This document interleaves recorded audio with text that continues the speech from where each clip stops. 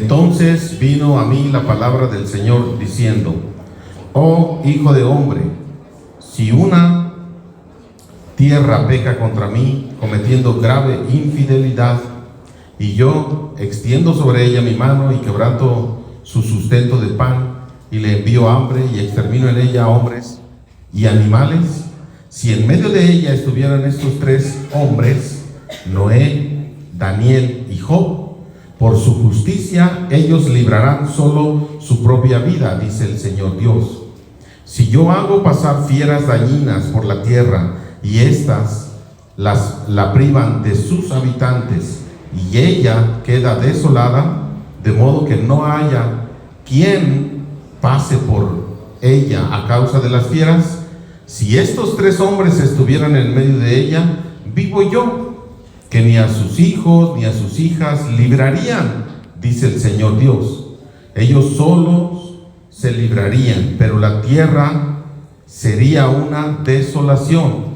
Y si les traigo espada sobre la tierra, y le digo: espada, pasa por la tierra, y extermino en ella a hombres y animales, aunque estos tres hombres estuvieran en medio de ella, vivo yo, que no libraría ni a sus hijos ni a sus hijas, dice el Señor Dios.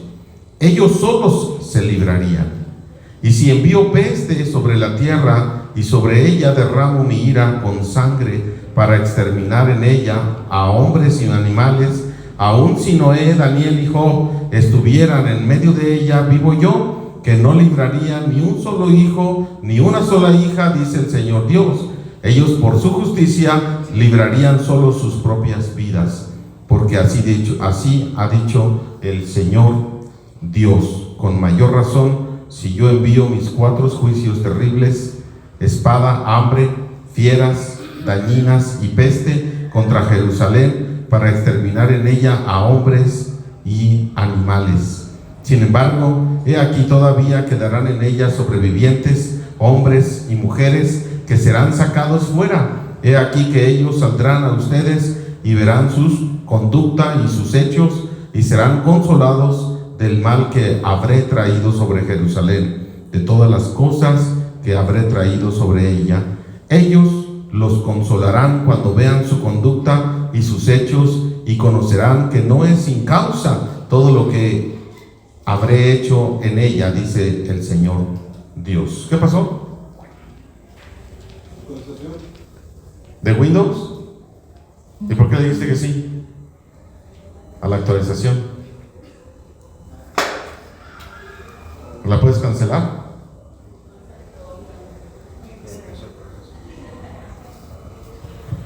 Wow. Ok. Pues vamos a avanzar sin diapositivas. ¿Qué les parece? Versículo 12.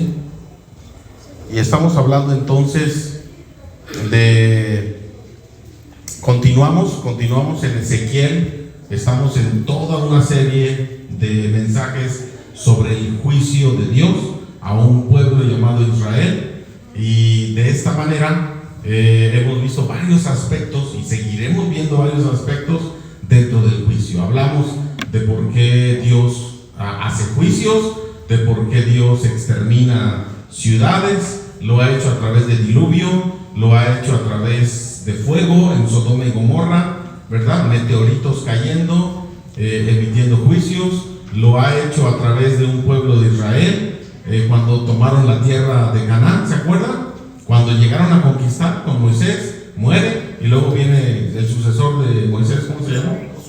Josué, conquistando la tierra, y el mandamiento que tenían era: exterminen y saquen a todos los que están ahí viviendo, porque los voy a enjuiciar.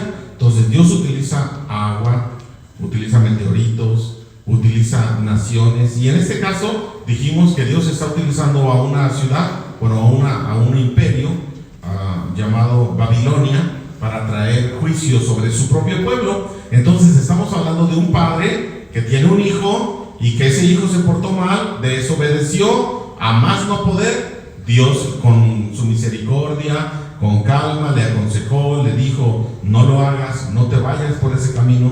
Y el hijo, ¿qué hizo? Se fue por ese camino. Entonces le fue mal, le fue muy mal. y ahora está siendo castigado. Dios está castigando a su hijo. ¿Estamos? Entonces, en medio de todo eso, ¿cómo podemos identificar ciertas características de Dios? En el caso de padre, por eso, desde pequeños nosotros identificamos a nuestro padre como Dios.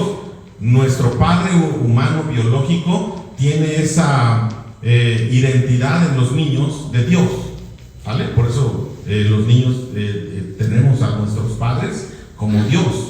Entonces, de acuerdo a cómo se comporta el padre, si el padre lo golpea, si el padre lo abandona, si el padre lo trata mal, pues el niño va a crecer creyendo que Dios es un Dios que abandona, un Dios que golpea, maltrata, maltratador, un Dios que no lo quiere y lejano. Entonces, cuando de adulto le hablan de Dios, dice, no, hay resistencia, porque pues toda su vida ha pensado eso. Pero si desde pequeño el padre es protector, ama, cuida, provee, entonces el niño o los niños van a crecer creyendo que Dios es un Dios protector, cuidador, amoroso, etc. Entonces tenemos muchos aspectos de los cuales hemos aprendido que Dios es amor. Obviamente, comparando el amor de Dios con el amor de un padre, pues no se compara, ¿verdad? Pero sí tiene, o sea, así hemos sido creados y así es el plan de Dios en cuanto a los padres con los hijos. Pero obviamente no se compara, porque hay padres que abandonan, pero Dios no nos abandona. Hay padres que abusan, pero Dios jamás va a abusar. Entonces entendimos que Dios es amor, que Dios es justicia, que Dios cumple sus promesas, o sea, no como nosotros, que le decimos al niño, si haces esto, te voy a dar esto, y si no haces aquello, te voy a disciplinar. Y no cumplimos ni el premio ni cumplimos la disciplina. Pero Dios no es así, ¿sí? Cuando no cumples el premio, pues el niño se va a frustrar, enojar y ahí sí brinca, ¿verdad? Pero cuando no cumple la disciplina, el niño no le va a decir, oiga, me prometiste una nalgada, te desobedecí, una nalgada, ándale, ¿no? Él jamás va a decir así. Entonces pero tenemos entonces varias características que hemos aprendido en todos estos capítulos del 1 al 13 con respecto a lo que la personalidad o el carácter, así le llamamos, el carácter de Dios. Y de esta manera hemos estado aprendiendo, pero tenemos cosas así muy profundas en las cuales a veces no podemos comprender cómo Dios a su propio hijo, o sea, la nación de Israel, la va a exterminar, la va a hacer sufrir, cómo, o sea, el amor de Dios. Incluso todo esto tiene que ver con lo que pasó con Jesucristo, con su Hijo único, su unigénito Hijo, y tiene que ver entonces con nosotros. ¿Qué tiene que ver todas estas profecías, todo este juicio con nosotros? Pues que nosotros somos ese Hijo, Israel, y que nosotros también nos conducimos como esas naciones que no conocen a Dios, y que nosotros nos identificamos en cierta manera con todo lo que está pasando ahí. Entonces, sí es importante que podamos visualizar, pues esto sucedió más de en el año 609, en el año 600 antes de Jesucristo, pero tiene que ver con todo este plan de Dios, tanto para nuestra vida como para la vida de la iglesia en general. Entonces, sigue el Señor hablando a su pueblo a través del profeta Ezequiel, que ya está en Babilonia, pero tiene todavía mucho pueblo en Jerusalén, ahí en el templo. Y entonces está diciéndole Ezequiel, vino a mí una visión, vino a mí palabra de Dios, y le está mostrando entonces le está diciendo, y aquí menciona a partir del versículo 14 a 3 personajes, ¿sí o no? ¿Quiénes son? ¿Quién es el primero? Entonces dice, aunque estuviera Noé, vamos a ver, Noé, ¿por qué conocemos a Noé? Nosotros, Noé es famoso, ¿verdad? ¿Por qué? Porque era un hombre justo. Muy bien. Fue en el tiempo de otro juicio que Dios emitió a la humanidad. Ok. Noé, ¿qué más? El arca El arca, el arca, el diluvio, hubo un juicio. ¿Cómo le llamamos a ese juicio? Nosotros le llamamos universal en el sentido planeta, ¿no? Juicio universal o un juicio a nivel planeta. Todos se murieron, nada más sobrevivieron ¿cuántos? 8. Dice la palabra de Dios que nada más sobrevivieron 8 en todo el planeta por un diluvio que hubo, ¿sale? Antes del diluvio no llovía. Antes del diluvio el clima era como ahorita, calorcito, las personas vivían muchos años, cientos de años, entonces no llovía, de tal manera que parece que en las nubes o arriba, en la atmósfera, había agua, así desde que Dios creó, dice que había agua arriba y agua en el subsuelo. Entonces, lo que provoca la gran cantidad de situaciones que provocan el envejecimiento del ser humano es los rayos ultravioleta. El sol directamente nos envejece y nos llegan los rayos ultravioleta.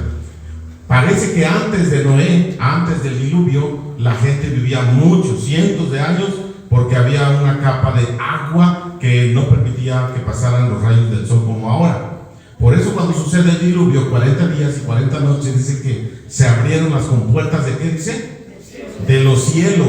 Toda el agua que estaba arriba cayó y toda el agua del subsuelo subió. Entonces hubo una gran inundación a nivel planeta. Antes del diluvio no existían los polos, polo norte, polo sur congelados, no existían porque el clima era homogéneo en todo el planeta. Pero después del diluvio hubo cataclismos, vino una era de hielo. ¿Han oído hablar de la era de hielo? Donde murieron dinosaurios, murieron muchos animales, ya tenemos, okay. y demás. Entonces en esta situación, después del diluvio, ya las personas empiezan a vivir menos años, ¿sí? Hubo un cambio en la geografía del planeta, en la hidrografía, hubo un cambio general, animales, etcétera. Más o menos estuvieron 1000 días, ¿no? ¿O cuántos estuvieron? Perdón, 1000 días, no, un año, 365 días en el arca. Aparte, o sea, en lo que bajó el agua y ya cayó. Parece que el arca cayó en las montañas de ¿dónde? En el monte Ararat. ¿Y dónde está eso? Turquía. En Turquía. Monte Ararat. ¿Sale? Entonces, ahí parece que con fotografía satelital pueden visualizar ahí ya la madera, cómo está ahí congelada o está abajo del hielo y demás. Pero bueno, esta situación del diluvio está muy interesante. Pero lo que está hablando aquí el profeta Ezequiel, lo que le está diciendo, ¿qué tiene que ver entonces estos tres personajes? Un juicio mundial. Noé no pudo ayudar amigos cercanos, ¿o sí? Pero ¿qué dice Génesis 6:9? ¿Qué característica tenía Noé? ¿Era un hombre qué? Ahora sí, lo que dijeron hace rato. A ver, ¿qué dice Génesis 6:9? Génesis 6:9. Noé pudo ayudar y salvar a todas las personas que podía. Ni creyeron, ¿verdad? Se burlaban. Pero Noé tenía cierta característica. ¿Qué dice? Sí. Estas son las generaciones de Noé. Noé, varón justo, era perfecto en sus generaciones. Varón justo, con Dios, perfecto. ¿Cómo era? O sea, haz de cuenta que nos están describiendo a nosotros, ¿no? Noé pudo salvar a sus amigos, a su familia extendida. Con trabajos pudo llevarse a sus 3 hijos, a su esposa y a sus 3 nueras, ¿no? Con trabajos. Pero no es que era de él, sino obviamente era el plan de Dios. A lo que se está refiriendo aquí es cuando hay un juicio aún en este caso mundial, a nivel planeta, ¿quiénes son los que se van a salvar? La salvación, lo que nos está diciendo aquí, la salvación es personal. No es por compadrazgo, no es por familia, no es por el que tiene más dinero, no es por palanca, ¿sí? Muchos de nosotros estamos acostumbrados a hacer negocios, a hacer business, actuamos en el seguro social de una manera así que se paga, o actuamos ¿en dónde se paga algo para que usted pueda? México se caracteriza porque tiene una situación corrupta, así que ya se hace casi normal el asunto. Bueno, en cuestiones de salvación y en cuestiones de espirituales con Dios, no es así. No es así, la situación es personal. Entonces nos muestra 3 ejemplos. El ejemplo de Noé, pero tiene características de ese hombre, pues dice perfecto en el sentido de completo, de que Dios se agrada de él, ¿sabes? Cabal, completo, no perfecto, de que no cometía errores, o no, sí, un varón de un corazón íntegro, moralmente perfecto, que claro que sí se puede ser así. Y luego entonces tenemos a Job, luego a Daniel. En Daniel obviamente en la época de Ezequiel, ¿dónde está? Ya está en Babilonia. No sabemos en qué puesto tenga Daniel, pero Daniel cuando fue llevado cautivo, ¿se acuerdan que Daniel fue llevado cautivo? ¿Y qué? ¿Se llevó a su familia? ¿Tendría hijos? Era muy joven, ¿no? Era joven, no estaba casado, pero se pudo llevar a su familia. Daniel ¿dónde se fue a trabajar? ¿Cerca de dónde? ¿A dónde se lo llevaron a trabajar? En el palacio, ¿no? Acerca del rey. Y a todos los que se iban a trabajar cerca del rey, obviamente estaba el rey y la reina, estaban las princesas. ¿Cómo cuidaban? A todos los que trabajaban alrededor, hombres, ¿qué les hacían? Eunucos. Les cortaban todos sus aparatos reproductores, se los cortaban, y eso es eunuco, los hacían eunucos. Entonces Daniel sufrió. Daniel fue un juicio que Dios estaba haciendo a nivel país, pero Daniel se sobresale. ¿Qué características tiene Daniel en Daniel 6, 3 al 4? ¿Cómo es? ¿Cómo es Daniel? ¿Ya estás leyendo? ¿Traes Biblia? ¿Tu Biblia? ¿Qué dice Martín? Pero Daniel mismo era superior a estos sátrapas, porque había en él un espíritu superior, y el rey pensó en ponerlo sobre todo el reino. Entonces los gobernadores sátrapas buscaban ocasión para acusar a Daniel en lo relacionado al reino, mas no podían hallar ocasión alguna o falta, porque él era fiel y ningún vicio ni falta fue hallado en él. Obviamente tenemos enemigos donde quiera que estemos. Si usted como cristiano no se hace enemigos por ser cristiano, no por ser borracho ni mentiroso, por ser cristiano. Si usted no tiene enemigos por ser cristiano, tal vez su cristianismo le hace falta trabajar un poco más, ¿sale? Porque siempre en el trabajo, en la escuela, los vecinos van a estar observando cómo se conduce un cristiano. Y en este caso le andaban buscando, eran celosos, tenían envidia de Daniel, era 10 veces más inteligente que los demás, así dice la palabra de Dios, 10 veces más inteligente que los demás. Y luego entonces andaban buscando, dice, no le vamos a encontrar nada en contra para acusarle, solamente algo que tenga que ver con su religión, ¿sale? Entonces se acomodaron todos estos gobernadores, sátrapas, cercas administradores y presidentes municipales y gobernadores y demás, y fueron con el rey y le dijeron que hiciera ¿qué? Una estatua, y que todo el mundo tenía que inclinarse, etcétera, ¿no? Pero y que adorarla. Pero Daniel 3 veces adoraba y abría las ventanas de su casa, o sea, tenía casa, estaba trabajando cerca del rey, y vamos a tener ciertos privilegios, cómo Dios mueve todo eso. Y luego le dijeron, él no hace lo que el decreto anuncia, que tienen que adorar una estatua. Él no adora, él adora a su Dios. Entonces por ahí lo agarraron. Pero Daniel era un hombre íntegro, un hombre que no le encontraban por ningún lado una situación para acusarle, así como nosotros, ¿no? ¿Sí? Tenemos hace 8 días hablamos del lado flaco, pero no tenemos ni un lado flaco. Gorditos y bonitos.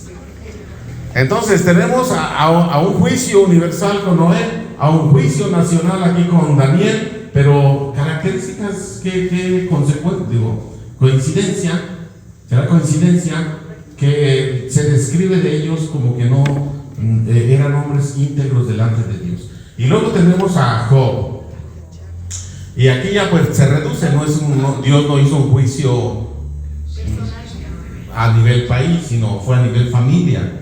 A nivel familia, porque tenía esposa. ¿Cuántos hijos tenían? 7, ¿no? O más, bueno. ¿Cuántos murieron? Un montón. 3 hijas y 7 hijos. Ok. Y tenía ganado, y tenía tierras, y tenía salud, y todo eso vino sobre él en una situación. ¿Pero por qué? ¿Pero cómo era Job? Job 1:1, ¿cómo era Job? Era íntegro y recto, temeroso de Dios y apartado del mal. Íntegro, temeroso de Dios, apartado del mal. ¿Así nos está describiendo a nosotros? Sí. ¿Sí o no? Entonces, a las personas que son íntegras y agradables delante de Dios, no les pasa nada, ¿o sí? Así no es. No. No nos pasa nada porque estamos bien delante de Dios. Somos agradables delante de Dios. ¿No? Entonces está contradictorio, porque si Dios dice, pórtate bien, obedéceme, pero si te obedezco, nunca me voy a enfermar, pues no lo sé. Y si te obedezco, no voy a perder, nunca voy a tener la pérdida de un ser querido. ¿Será? Porque hay muchas doctrinas cristianas, evangélicas, que predican un evangelio diferente. Pero aquí lo que estamos viendo es una situación de que a los mejores les suceden tragedias, les sucede sufrimiento en sus vidas. Y estamos aquí entonces describiendo a personas que aparentemente, bueno, según lo que dice, están bien delante de Dios. Bueno, ellos, dice, ¿por qué aparece esto en el texto de Ezequiel? Cuando hay un juicio sobre Israel, ¿por qué aparecerá esto? Sigamos leyendo. Versículo 15: si yo hago pasar fieras dañinas por la tierra y estas privan de sus habitantes, y ella queda desolada, de modo que no haya quien pase por ella a causa de las fieras, si estos 3 hombres, ¿quiénes son estos 3 hombres?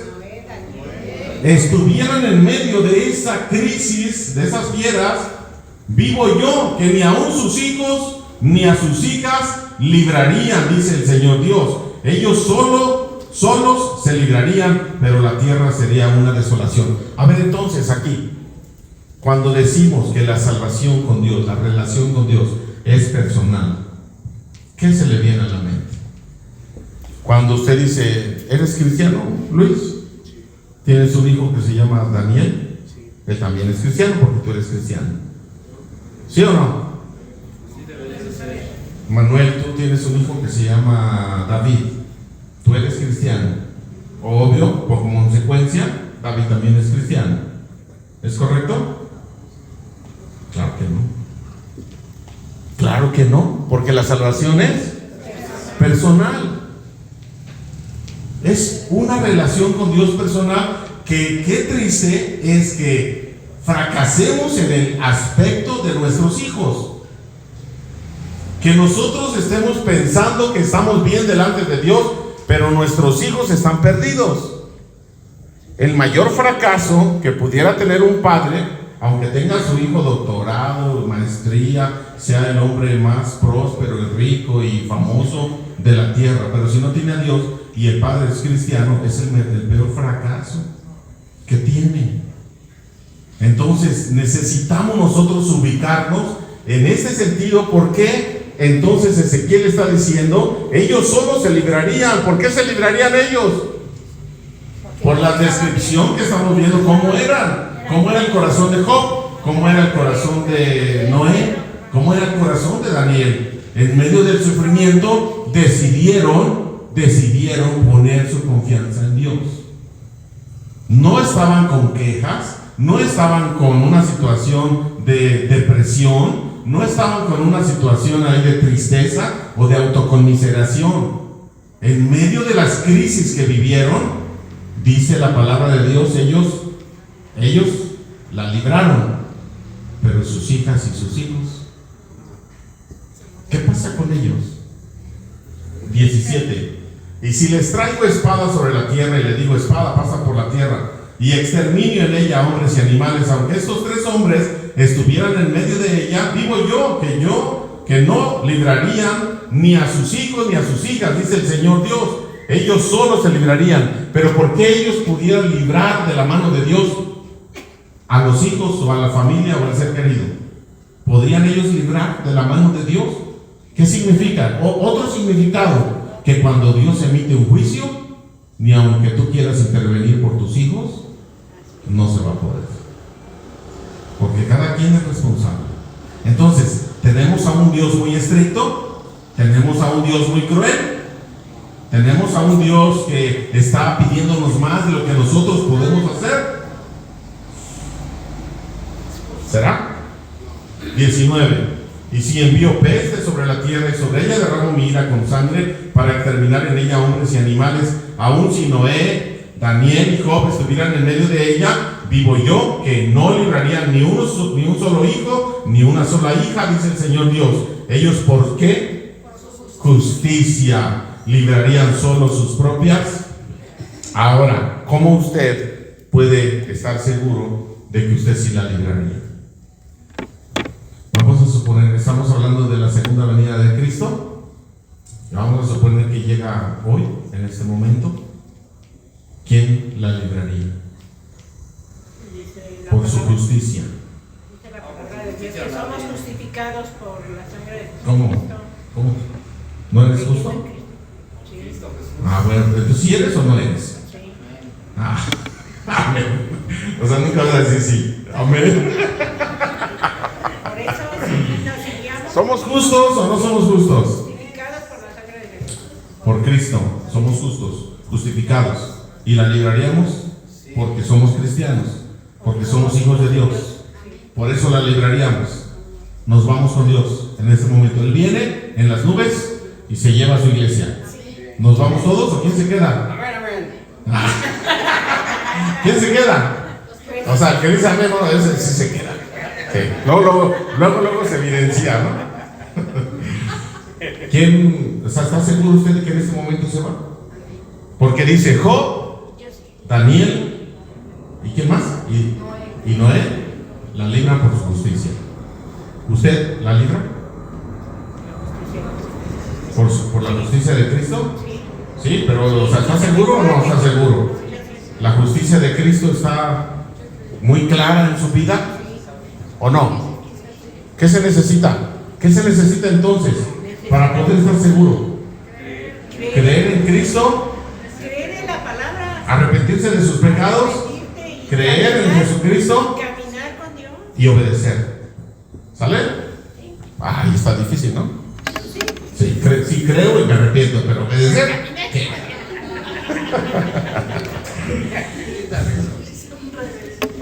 Muy bien. Luego fíjate lo que dice la palabra de Dios, versículo 21. Porque así ha dicho el Señor Dios. Ya dejamos esa parte de Job, de Daniel y del otro, ¿no? Porque así ha dicho el Señor Dios. Con mayor razón, si yo envío mis ¿qué? 4 juicios terribles: espada, hambre, fieras dañinas y peste contra Jerusalén, para exterminar en ella hombres y animales. Sin embargo, aquí todavía quedarán en ella sobrevivientes, hombres y mujeres, que serán sacados fuera. He aquí que ellos saldrán a ustedes y verán su conducta y sus hechos, y serán consolados del mal que habré traído sobre Jerusalén, de todas las cosas que habré traído sobre ella. Ellos los consolarán cuando vean su conducta y sus hechos, y conocerán que no es sin causa todo lo que habré hecho por ella, dice el Señor Dios. Muy bien, los 4 juicios terribles. Tenemos aquí algo de sobrevivientes, que le llamamos nosotros remanente, y el propósito del juicio. ¿Cuál es el propósito del castigo? Tiene que haber un propósito, no nada más de que ya, o sea, los padres castigamos a nuestros hijos porque ya nos hartaron. Para desquitar mi coraje le doy su nalgada. Eso no es disciplina, eso no es amor. Estoy desquitando un coraje porque Porque le dije 3 veces que levantara los juguetes y no los levantó. Entonces, como a la tercera no me hizo caso, fui, le di 2, 3, hasta me desconecté y le pegué más, ¿no? Entonces ya estoy desquitando mi coraje.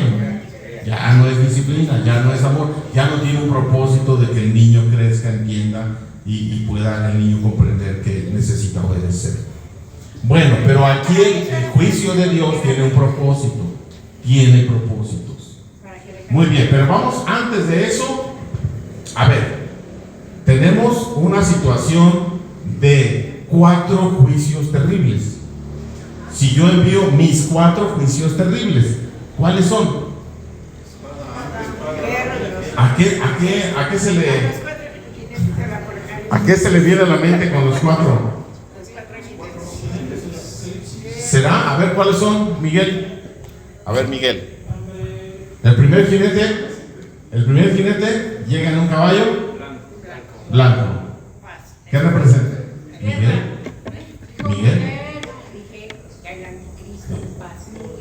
¿Y tú eres Miguel?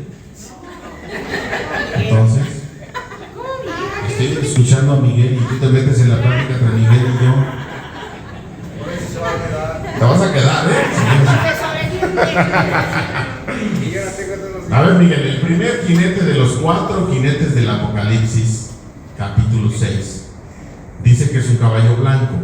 ¿Qué representa ese caballo blanco?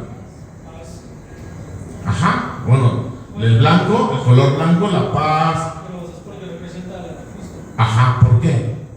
Porque es el que va a dar paz durante 3 años y medio. El anticristo es el enemigo de nosotros, el enemigo de Cristo, pero trae paz.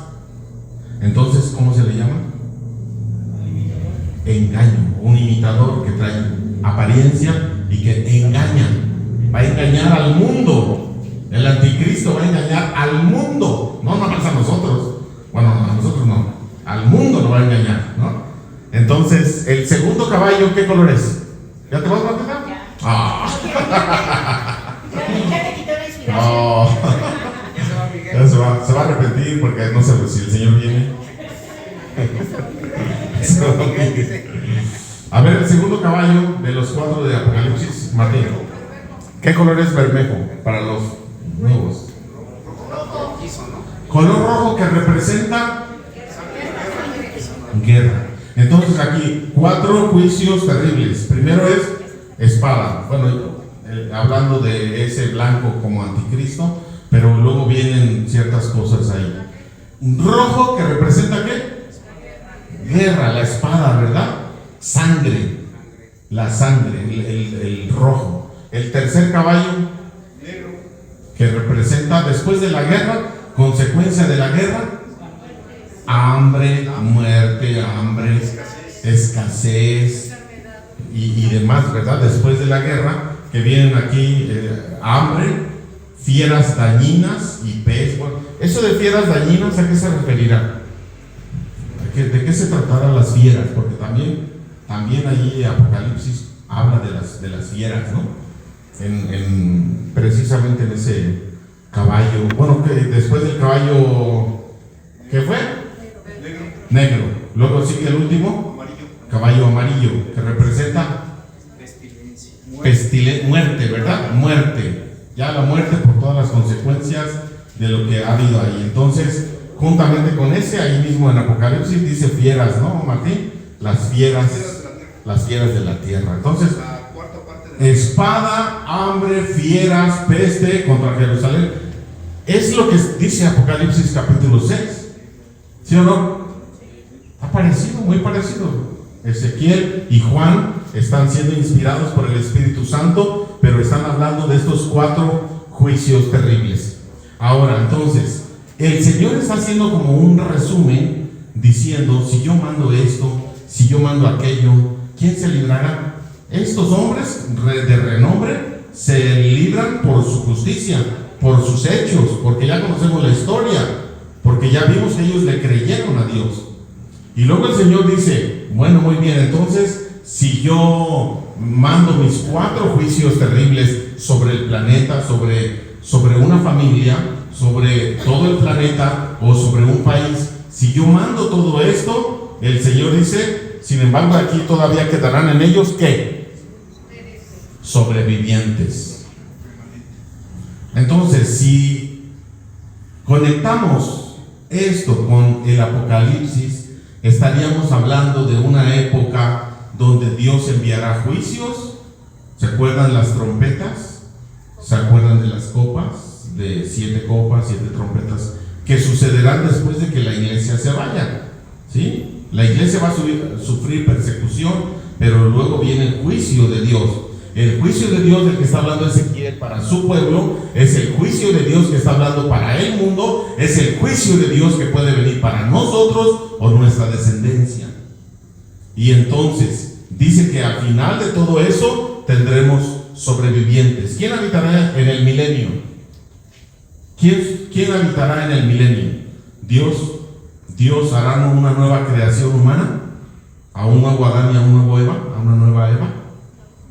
¿Quién sobrevivirá después de los juicios terribles? Miles de seres humanos sobrevivirán para el milenio.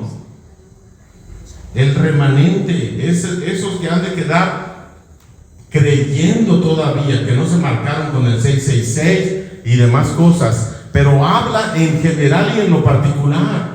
Cuando haya una catástrofe, cuando Dios envía juicios, siempre habrá un remanente. Siempre habrá sobrevivientes que confíen en Dios. Sobrevivientes, hombres y mujeres que serán, ¿qué? Sacados fuera. He aquí que ellos saldrán a ustedes y verán su conducta y sus hechos. Los sobrevivientes les observarán después del juicio.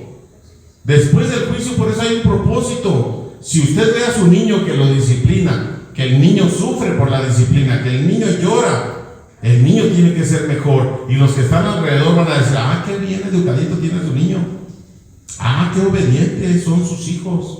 O les dirán, con esos hijos estás haciendo delincuentes seguros, ¿no? Entonces, ¿sí se observa o no se observa? Cuando hay disciplina, cuando no. Cuando hay límites o no. Se nota cuando hay límites en los hijos y obviamente en nosotros, ¿no?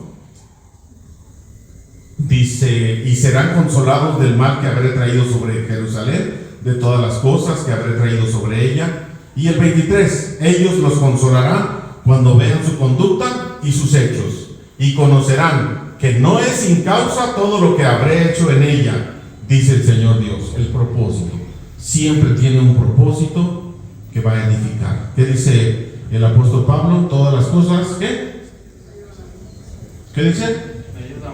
Todas las cosas que nos pasan en la vida para los cristianos nos ayudan para...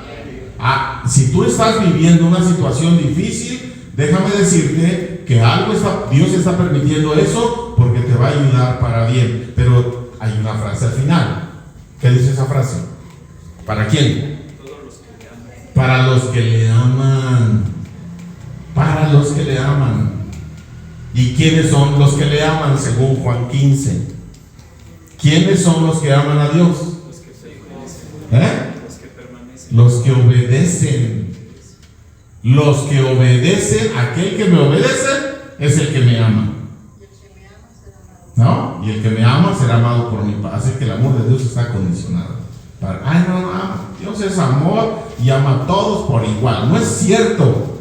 Dios ama a los que le obedecen. ¿Cómo la ven? Así es de que quien obedece a Dios, porque el evangelio es muy bonito. Dios te salva, Dios te perdona, Dios te ama, Cristo murió por ti. Eso está padrísimo, ¿sí o no? Pero la otra parte, alguien tuvo que ser castigado por tus pecados y los míos. Y la otra parte de obediencia, y la otra parte de que Él es tu Señor y Salvador. No solamente es tu Salvador, sino también tu Señor, que yo le obedezco. Esa es la parte que no nos gusta mucho. Y esto es el mensaje de Ezequiel capítulo 14. ¿Quién la va a librar? Si por tu justicia, apenitas, tú dirás, pues yo no doy la vida por mi esposa, apenas si yo la voy a librar, ¿no? Y eso quién sabe, ¿no? Así es de que sí, usted responde usted por sus hijos, responde por sus seres queridos, pues si apenas pudiera responder por usted. Pero obviamente cuando dice sobrevivientes, está hablando de gracia. A ver, tenemos aquí algo más. ¿Quiénes son?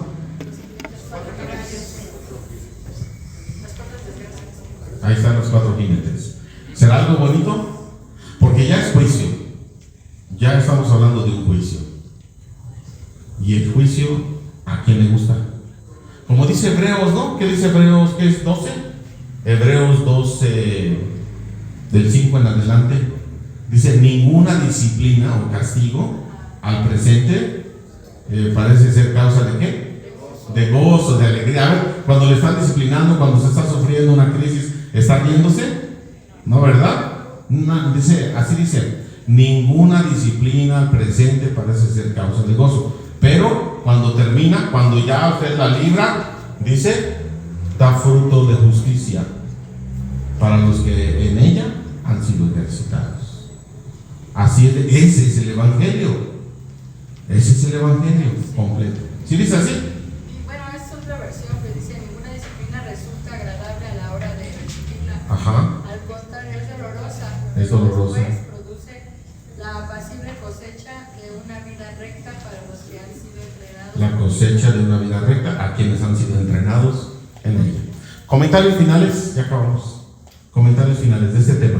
Estamos hablando de un tema nos ponen de ejemplo a 3 personajes bíblicos que ellos no pueden salvar ni a sus hijos, no pueden salvar a sus amigos, que con trabajo se salvaron ellos. Y luego nos presentan los 4 juicios terribles de Dios. Es decir, que aún en medio de todo eso que manda Dios, dice, habrá misericordia para aquellos que crean, para aquellos que confíen.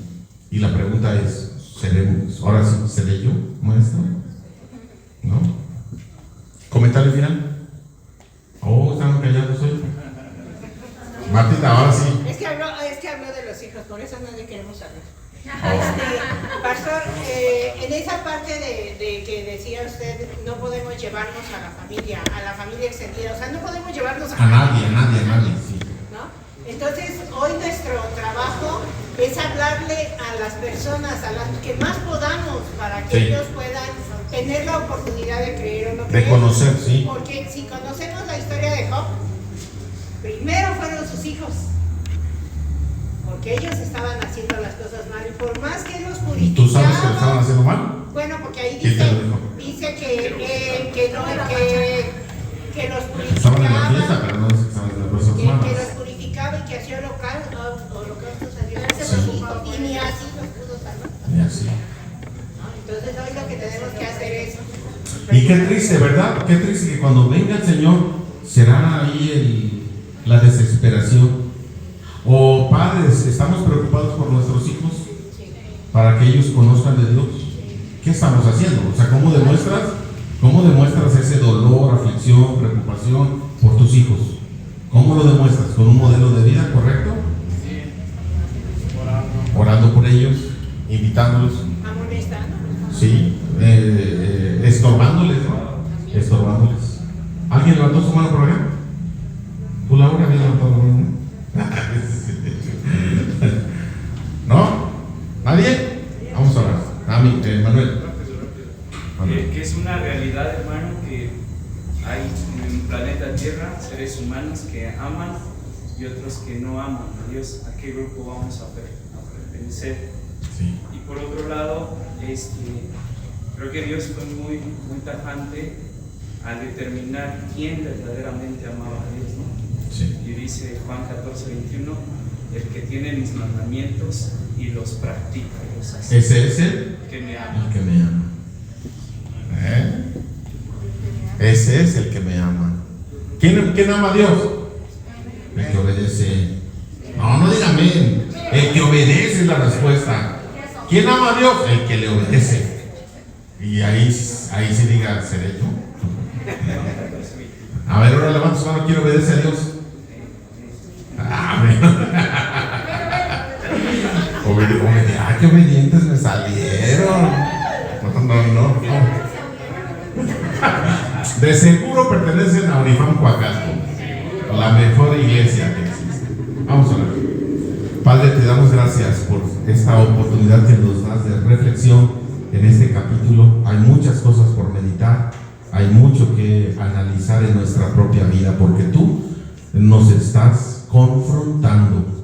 Ayúdanos a ser humildes, a ser sensibles a la voz de tu Espíritu y comenzar una nueva etapa de corrección, pero con tu ayuda, con el poder de tu Espíritu. Tú nos estás mostrando áreas. Ayúdanos, Señor, a dejar lo que a ti no te agrada para comenzar una vida agradable delante de tus ojos. Bendice a cada familia, a cada persona que hoy estamos en este lugar, porque si estamos aquí no es por una situación personal, es una situación divina que tú nos has traído aquí, Señor, a este lugar, para que escuchemos esta palabra y no nos perdamos. Enséñanos tu camino, muéstranos el verdadero arrepentimiento, que no sea de labios, de dientes para afuera, sino que sea de corazón, un corazón arrepentido y una fe puesta firme en Jesucristo nuestro Salvador. Gracias, Señor, ayúdanos a obedecerte, a practicar tu palabra en donde quiera que tú nos permitas vivir.